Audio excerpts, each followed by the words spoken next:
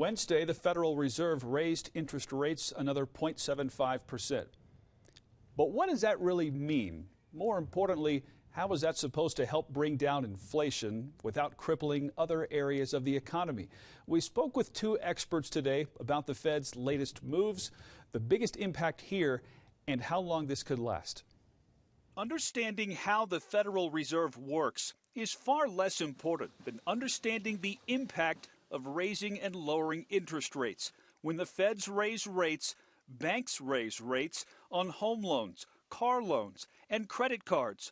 With those higher rates, people tend to spend less, driving down demand, which increases supply and drives down prices. Driving down those prices in response to the highest inflation rate in 40 years is exactly why the Fed took action again this week.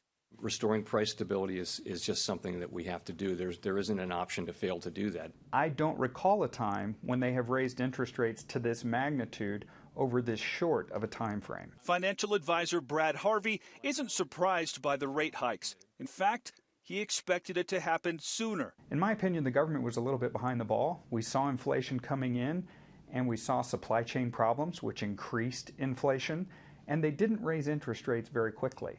Now I think they're playing catch up. So they're increasing them at a much greater magnitude with a higher frequency, trying to catch up with some of those supply chain problems that created this inflation imbalance. Following Wednesday's increase, interest rates are at the highest level since 2008 during the last recession. Some major retailers are already reporting a slowdown in sales, but the biggest impact so far is being felt in the housing market. The higher rates mean someone buying a house today would pay hundreds more per month than a year ago for the exact same house, forcing many buyers to reconsider.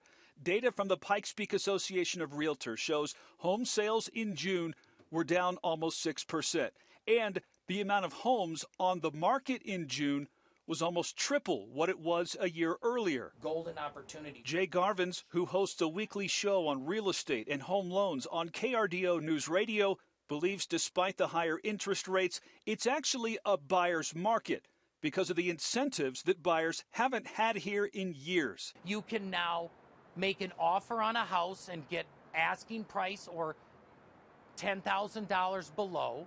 You can have an inspection, and you can have an open house, and you can have a dialogue with the seller about what their strengths are in the house, and they're going to ask, what are your strengths as a buyer? He also believes the cost of living here may never be any lower than it is now. The cost of living in Colorado Springs will never go down.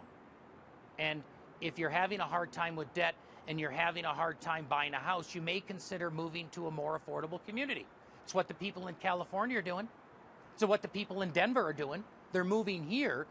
But I would tell people, if you have your debt under control and you need a house to buy, now is the time to buy. It's possible interest rates could return to those historic lows in the next few months or years. But that forecast is very uncertain. If we keep having inflation at 8, 9% or even 10%, they're going to have to keep increasing those rates in order to slow down that inflation. If they get where they want to be, then absolutely they'll want to stimulate the economy and bring those interest rates down rapidly.